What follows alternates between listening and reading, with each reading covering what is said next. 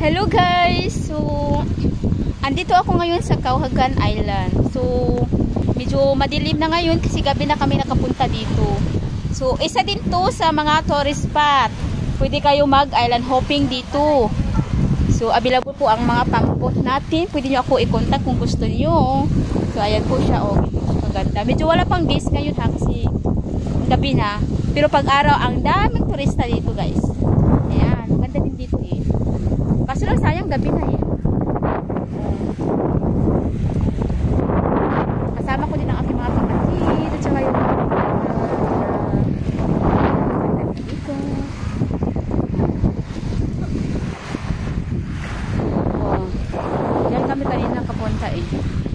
Diyan. Diba? Madilim nga lang eh. Sayang. Ayan o.